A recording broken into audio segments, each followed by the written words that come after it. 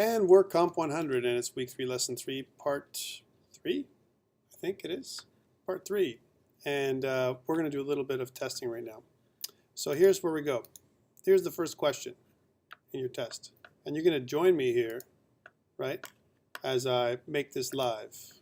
So I want you to text with your lovely phones to 37607. I want you to text capital LEARN, L-E-A-R-N, to 37607 right now.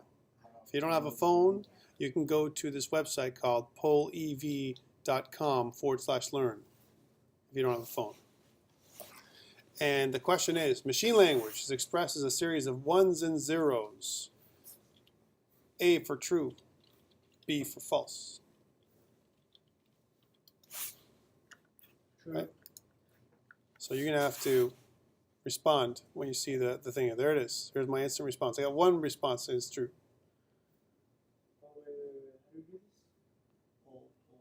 polev.com/learn. Or you can use your text. You can text whatever you feel more comfortable doing. I got 3 responses.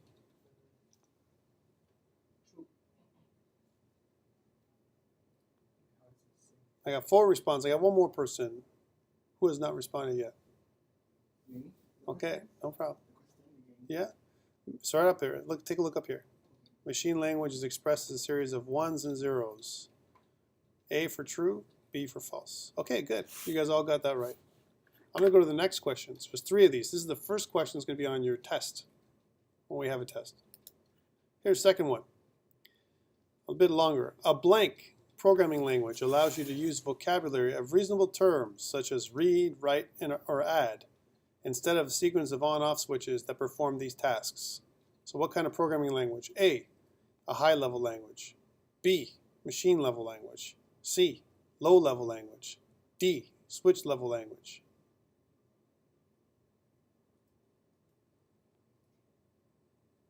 All right. Got a couple more responses before everyone's done it, right? Instant feedback, guys. We can see everyone's results, people what they're doing up here, right? I got a couple, I got 3 highs and 1 C. One more person. All right, we're done. The answer is A, right? High-level language.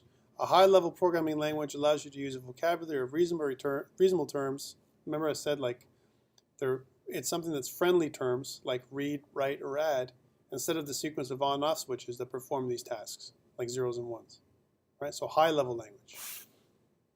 That's the answer. That's the one that I'm going to put on your test. Hint, hint. By the way, if you don't get this now, you can always watch the videos. It's going to be there too. Programmers use a computer program called blank to translate their high-level language statements into machine code. A prompt. B, an IDE. C, a compiler. D, a JIT. By the way, if you haven't heard me talk about anything, then you know it's not that one. If you haven't heard of one of these things here. So I got 1 that says an IDE, 2 that says a compiler, right? Programmers use a computer program called blank to translate their high-level language statements into machine code. A couple of each. This is where the confusion comes into play, right? And we got 3. Well, 3 of you are wrong, right? It's compiler, 2, right? So the reason why is because the IDE, remember, is the thing that we use to compile our code with, right? But the program that translates their high-level language statements into machine code is actually a little program that's part of the IDE called the compiler. So compiler is the way we want to go with that. The IDE is the environment. That's where we write our code. The compiler changes or translates our high-level code into low-level code or machine code. This is what we're going to do a couple times. Every time we get together, I'll do a bunch of these when we start off. Yeah, that's it, man. What, you want more? Any questions? Want more? Yeah, 4 questions, 3 or 4 questions, man. I want the whole test, man. I can't do the whole test.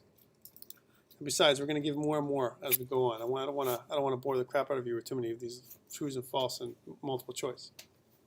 Your tests will probably be a combination of trues and false, some short answers. It might be a little bit of a what does this code do kind of thing. What is the output? A, B, C, D. You know, might be one of those, right? right? So you might have a little of these and then some other stuff you've never seen before. Obviously, can't give it all to you. I get it. That's why it's called a test. All right. So we talked about an identifier, a procedural program being something that runs code in a series of steps, step by step. That's a procedural program. An identifier is another name for a variable, right? A variable name, actually. Okay. Identifier is another name for a variable name or a constant name. It's a name of a friendly name for a memory location that we're going to store some data inside. An identifier is actually case sensitive. So what I mean by that is, if I go back to our IDE, I'm going to type a bunch of these. I'm just going to copy and paste. I want you to tell me if there's a difference. So there's 3 of the same. If you notice, I'm getting 2 errors because I've already defined them once. If I try and redeclare a variable again, the compiler will give me an error, a syntax error, saying, hold on, you've already declared this thing. Why are you trying to declare it again? Why are you trying to tell me that you're going to use my variable a couple times? So you only should have to do this once. If you do it more than once, it'll give you an error.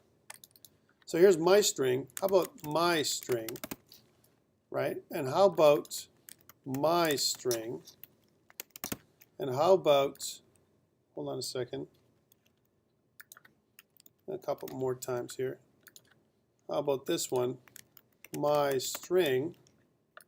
And how about my underscore string, right? These are all valid variable names and they're all different. When I say case sensitive, that means every single character in the name is important, right? Each of these things say to us, when we read it in English, my string, right? Now you can't use spaces when you declare your variable names, and you can't start a variable name with a number. You can't go like 1 my string, like this. That'll error out, right? You can't do that. However, you can include numbers in your variables, like this, my string 1. That'll work, right? And you can include other kinds of, doesn't like it. Oh, so no, it's not. It's okay with it. It's just the value is never used. The idea here is that you want to avoid variables that don't mean anything either. For example, I'm just going to get rid of all this. I can make a variable called x, right? X, and save it. X is valid, right? X is a valid variable. It doesn't mean anything, and it gives me an underline that says, you know, it says, hey, this object here is never used, right? So if I run this thing, if I click the run button up here, right, as long as I've done everything correctly, it runs and doesn't do anything. But my code just compiled, it built, and it ran.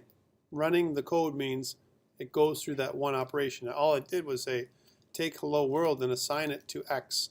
When you see this assignment operator equals, we translate what we see, the equal sign, and we say assigns to, or so we take hello world and we assign it to X, which is a string variable. And that's what we're doing. So hello world is stored in the memory location that we use X, right, to basically identify. Now, X is a very terrible variable name. X is bad. So is Y, Z, and 1 character, so even 2 characters like XY. XY together. You can't put spaces in your variable names. XY is a terrible name. XY, you know, it has to mean something. And you're going to get ranked when you do your assignments. I'm going to ask you to make contextual variable names, variable names that mean something.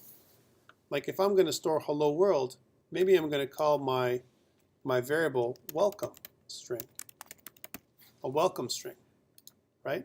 Because a welcome string makes sense. It's a string of characters that says welcome, hello world. So it's Right? string like that. Or maybe it's going to be something like that's going to say greeting, right? My greeting is called hello world. Yes? The string is just text. The string is a string of characters that could be text or it could be other kinds of characters. There's certain characters that you can't put between the 2 quotation marks. But more or less, you can put many different kinds of things between anything you want into quotation marks, and they can be of almost any length. Like I can keep typing. I can go like going. Keep holding. That's valid. It's silly, right? It doesn't make any sense to me, right? But I could certainly do that, right? Same thing for the greeting. The greeting doesn't have to be greeting. It could be a greeting string that says hello. I can make a really long variable like that too. That's valid too. Also silly. You don't want to make it so that the variable name is too long to identify what you're doing, but you also don't want to make it too short. If you notice, I'm using camel case here because I'm using the first character is lowercase and the second word string is uppercase, and so it is for the other ones. There are all these humps here. These humps, this is like capitalization with each word, but the first word is lowercase. That's called camel case. If I made this with a capital G, which I could if I wanted to, this is upper camel case or Pascal casing. This is just the name we use, terminology that we use as programmers to identify the way we define variable names. Camel casing, lowercase, upper camel casing or Pascal casing, everything uppercase. Okay, so let's go back. So that's lowercase or camel casing.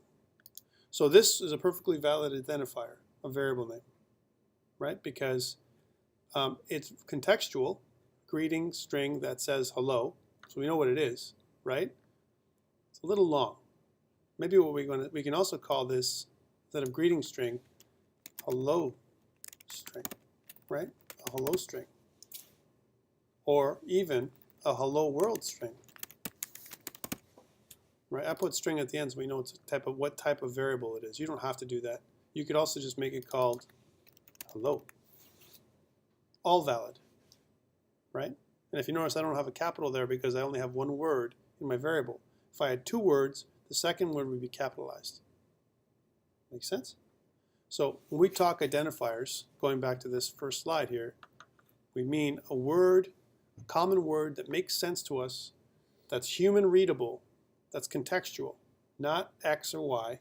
X and Y, if you see X and Y in people's code, that's bad. It's not good practice. We want to avoid that. It's case sensitive, which means it has to be unique, right? Can't two variable names, if I declare two variables of the same name, it's going to error out, right? And when I refer to a variable name that's got this exact case of another variable name, it's the exact name, that's the variable name I'm talking about. Okay? We talked about what camel casing is in Pascal casing. And they have many examples online if you want to look it up. There's also called something there that we call procedures or methods.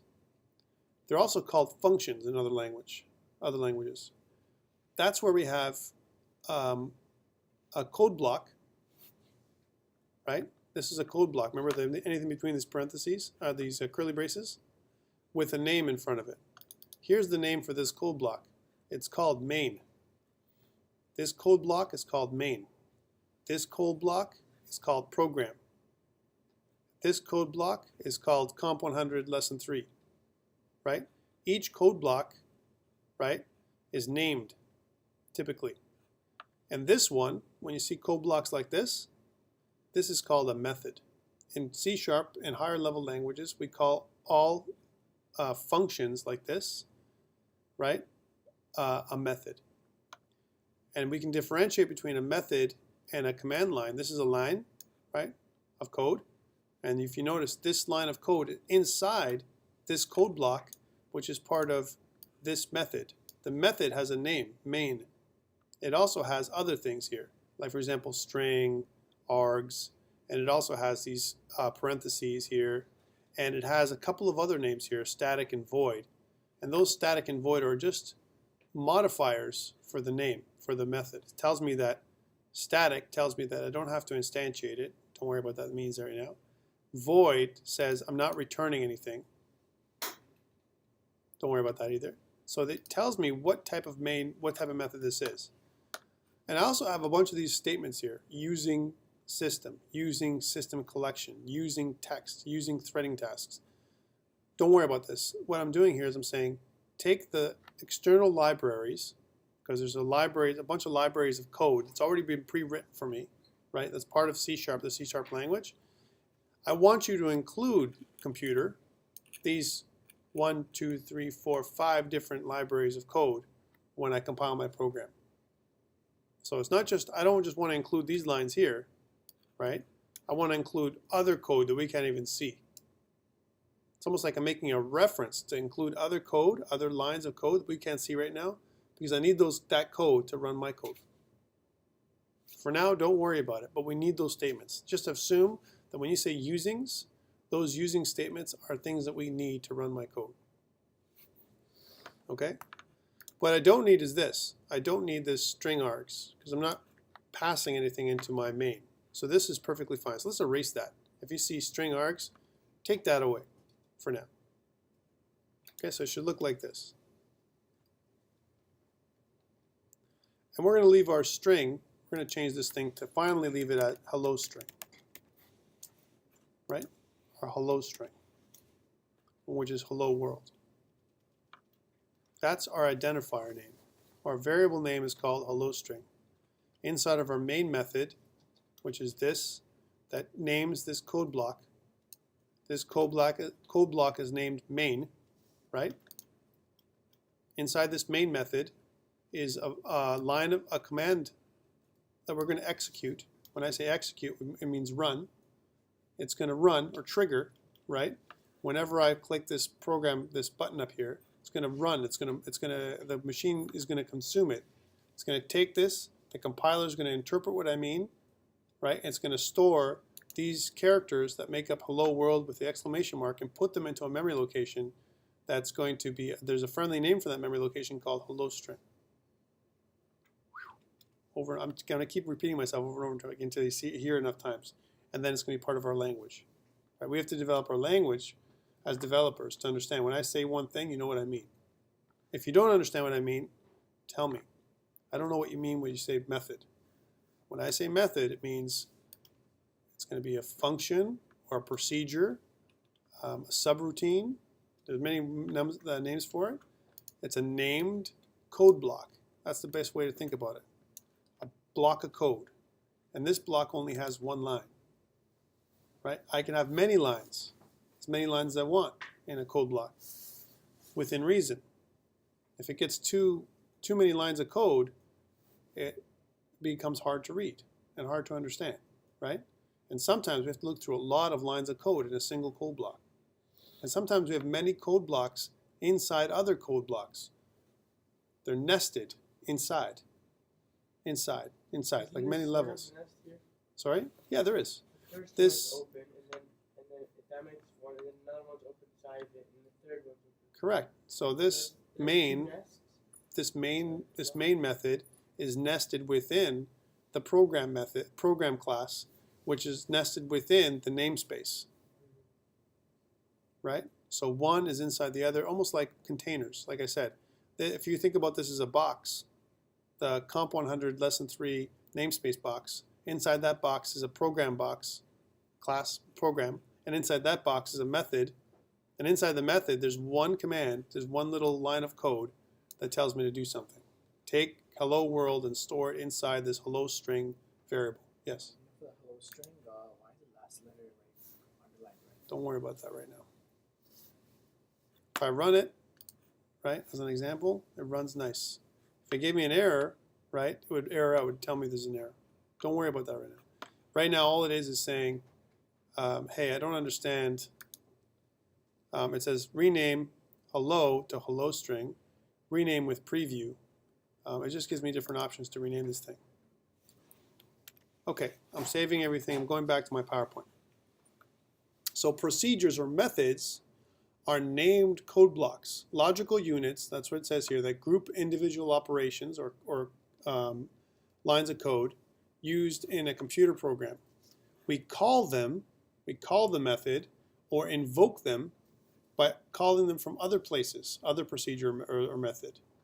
And the starting method that we always use in every program right now that you're going to write from now until for a while is main. The main method we have in every one of our programs in C#. Not every programming language requires a main method, right? Like for example, JavaScript does not require a main method, right? Neither does ActionScript, neither does PHP, neither does, I can keep going, right? But in this particular case, if you want to write an application, a real app, something that's really cool, most advanced programming languages require some kind of main method or main starting place. And that's what this is. This main method is the starting place for our code. So when we run the compiler and I click this button, right, this main method is triggered. We execute. I call that execute. Not execute like chop the head off. I'm talking like execute as in tell them to run, to make sure that it works. The computer executes my instructions. My instruction, I have a single line of code that gives the instructions to the computer to store hello world inside the hello string variable, which represents the memory location that I've named. Okay, let's continue. Object-oriented programming then is an extension of regular procedural programming, but we use variables and methods in a different way. We focus on creating something called objects. And objects, what we do is we create a blueprint. I'm just going to give it a really high level here. Let's say we create a class. We actually have a class here in our code, right? Class program, right? Well, my class program only has one shape to it. It's called the method main, right? Now I'm going to abstract from a little bit. I'm going to go a little bit abstract. When we talk object-oriented programming, I talk in a very abstract way. I talk in analogies, right? So think about if I want to create a blueprint for a house. We're going to come back to this. And my blueprint for if I build a house, or let's say, I don't know, you ever play Lego? You ever play Lego before? You ever play Lego before? Okay. We ever play a board game like Monopoly? Did you play a board game? Did you play Monopoly? No. Any kind of board game. How about a card game? Card game, right? Card game has rules, yeah? Well, before we can play the card game, we need to know the rules, right?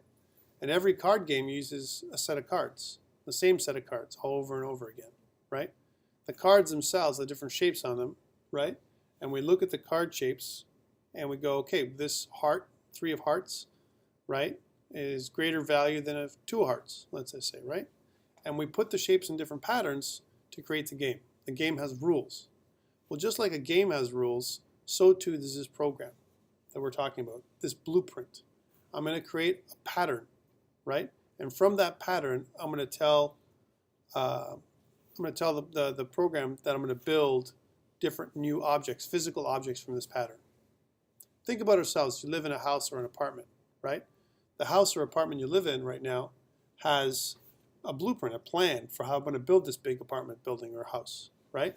The architect comes up and draws it out. He draws the way the rooms are going to look, and maybe he even draws it in 3D. Nowadays we do it in a 3D program, so we can actually see the actual object, right? But the object hasn't been built yet. We've just drawn it out. We've planned it. We've created a blueprint. A blueprint, the name blueprint comes from the fact that originally the paper we used was blue, right? That we would submit to the city. The blueprint itself is just a plan of what the building is going to look like, right? But we haven't made the building yet, right? Whether it's a house or an apartment building or whatever. But we've drawn the blueprint. Well, that's a class. In programming terminology, we call that a class. It's a blueprint. It's a design, if you will, for the code. The object is the building itself. So I can build many buildings from the same blueprint. I draw the blueprint out. I can build many houses from the same blueprint, right? I can take it. I can give it to the construction guys, just like these guys are outside. They're building that new building over there. They have a plan, right? They don't just build from scratch. They don't say, let's put some bricks together, right? They don't do that. They have a plan of what to do, right? So the same thing for us as programmers. We have a plan, which is it's called a class. And then we can build objects from that class. And just like we can build many, many houses from the same blueprint, we can build many of the same objects from the same class. Okay. And that's a different way of thinking when we do programming than the old way, which means Here's a bunch of lines of code. Computer, just follow them. A, B, C, 1, 2, 3. Follow these lines of code in order. We don't need to do that anymore. We can go and we can use abstract thinking and create a blueprint that we can create objects from.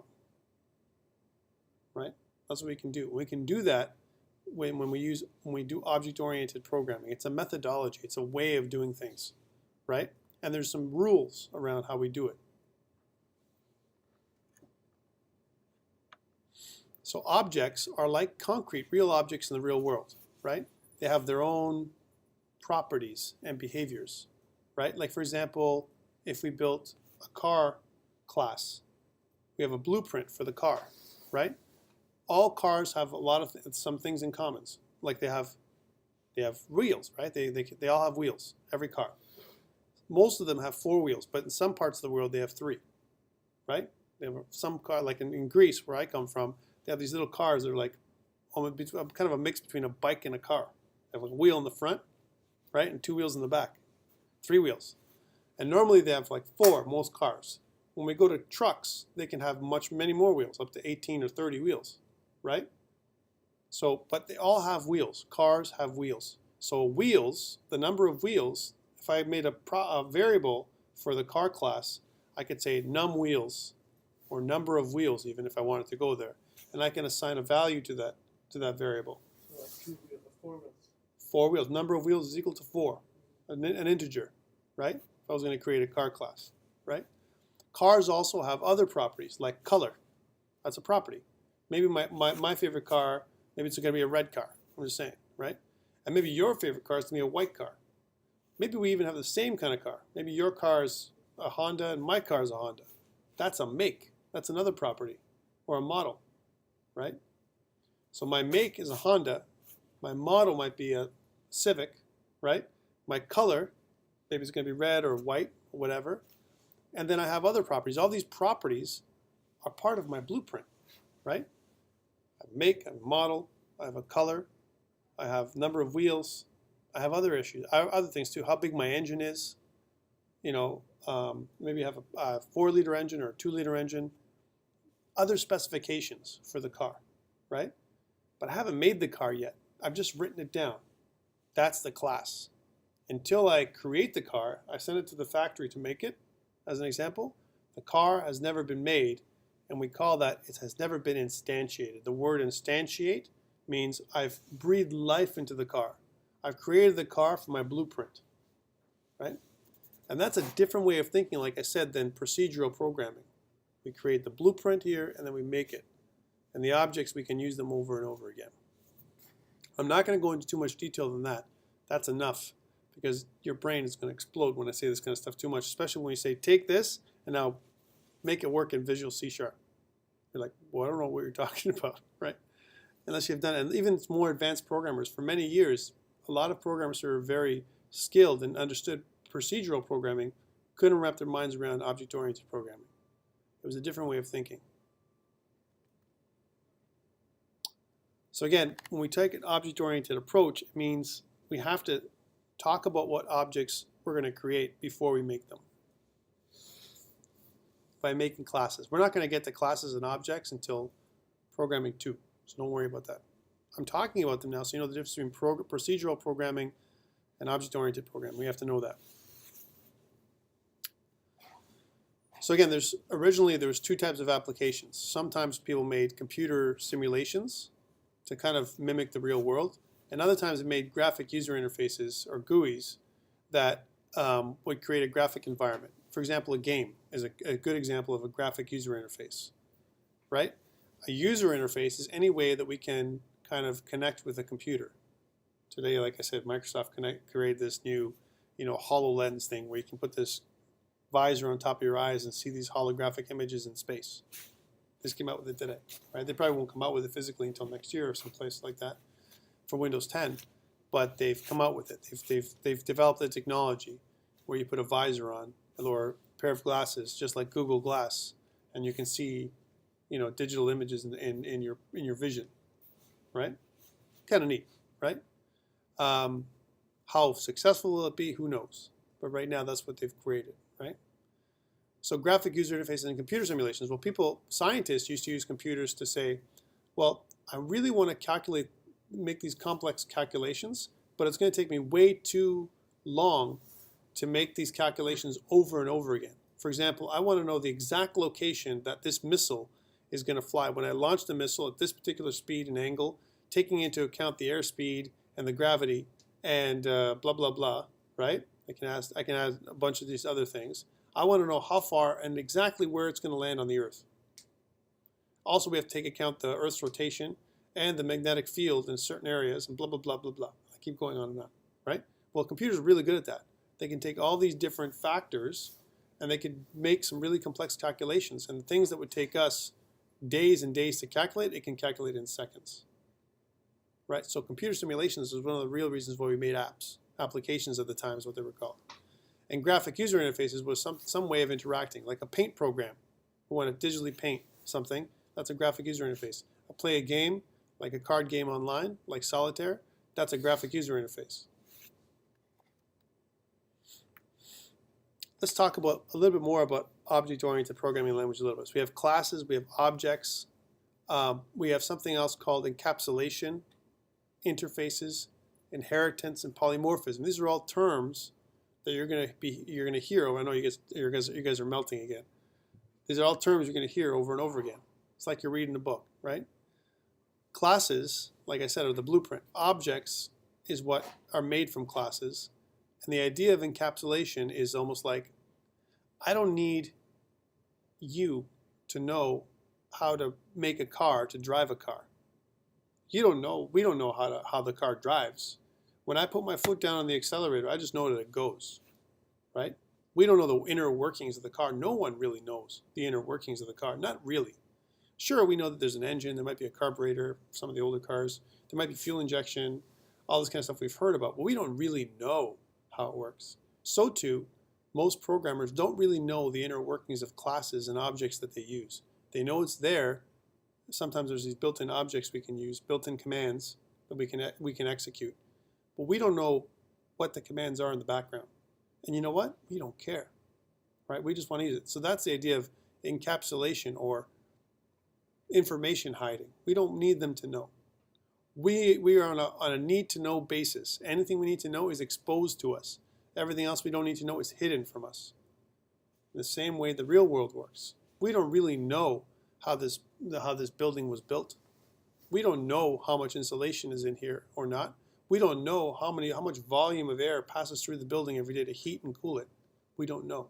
But we know it's comfortable to sit in it, right? Information hiding. We only need to know the stuff we need to know. Other than that, it'll blow your brains out, right, in real life. The other thing is inheritance. If I create a blueprint and I make a house, right, I make that house. I can make another blueprint from the blueprint. I say, well, I have a house. My house will have 4 walls and a roof.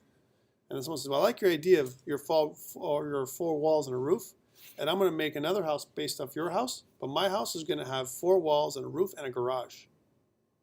Inheritance. Everything that your house has, 4 walls and a roof, my house has, but I also have a garage, right? Yeah. Doesn't that go hand in hand with the thing about what you said about people building programs, like they don't build it from scratch, they just copy some of the stuff. That's right. And add on stuff. That's what we do. We don't copy. We use classes that have been created for us, successful classes that have been tested over years that are part of our. What's that? There's no point in making it own because it already exists. Well, sometimes we have to we customize we create our own custom program. If it's just there, it's made, what's the point of making it again? You literally create the Sometimes what we want to do is we want to make our own custom application because we have a problem to solve that the program that's already built doesn't solve. Yeah, but And that's why we're coders. Otherwise, why are we even bothering? Why are we here, right? There's always, even though it's been done before, it doesn't matter because someone's going to do it better. And think about it this way: every movie that you've ever seen has been done before. Every TV show that's ever on TV has been done before in one form or another, right? So why bother making new shows? If we ever thought about, well, it's already done. Because you know what? In reality, the reality is from a marketing perspective, in the real world, you know what they say? give it to me the way I know it, right? Only a little bit different, and that's good. If you give it to me a little different than last time, just a little bit, I'm happy. But I want to know what I'm getting, because if you give me something wacky, I don't know, right? That's how people are, right? If you give them something too whacked out and too different, too new, they don't know how to cope with it. But if you give them a little bit different at a time, just a little change here, a little change there, they're okay. Yeah, right? Like everything else, give it to me the same, only different, right? Polymorphism is where we do just what I just said. I have a class, and what I'm going to do is I'm going to inherit from that class and change certain members so that I make a customized or specialized class from the original class. So I have my blueprint for the house or the car. I have a Honda, right? Or maybe the original car was the Model T Ford. Yeah, that was the original car, right? And they took that car's design and said, I like that it has 4 wheels, but I think it needs to be lower, and I think it needs to have a different windshield, and it has to have a more comfortable seat, and it can't look like a carriage, like a horse carriage, right? We have to enclose it a little bit because we live in Canada. It's too cold to have it all open like that, right? And then they made another car from that car's design. We inherited the wheels, the steering wheel, and all those other things through inheritance, but we morphed. We changed. That's what polymorphism is about. Changing some of the properties and customizing them so it makes sense for this new product we're coming up with, this new object. Very high level, guys. I'm talking about here. Very, very high level. You can't understand it until you actually do it. And we're not going to do it until programming 2. I'm going to skip by classes and objects a little bit more. I've already given you a couple of object-oriented examples, and I'm going to move through this. One thing I do want you to know is about this. When I talk encapsulation, like I said, you're going to need to know this idea of this black box. Think about this. We think about the black box as control, as this stuff that happens that we don't know how it works. Like, for example, the engine of a car for us, right? Or the elevator in our apartment building is a black box. We don't really know how the elevator works. We know that there's some kind of cable that pulls the elevator up, but we don't understand the motor and the engineering behind the elevator, or we don't understand the engineering behind a car. We don't understand. We know that it moves forward and moves back. It accelerates and decelerates and stops when we press the brake. But we don't really know what's inside of it. So the engine is like a black box for us. We can't look inside. That's what it's called, right? So it's just a concept we call a black box. And it's also part of this whole encapsulation idea or information hiding. I'm not going to talk too much more about this because you know what? We're going to hit this all in programming 2.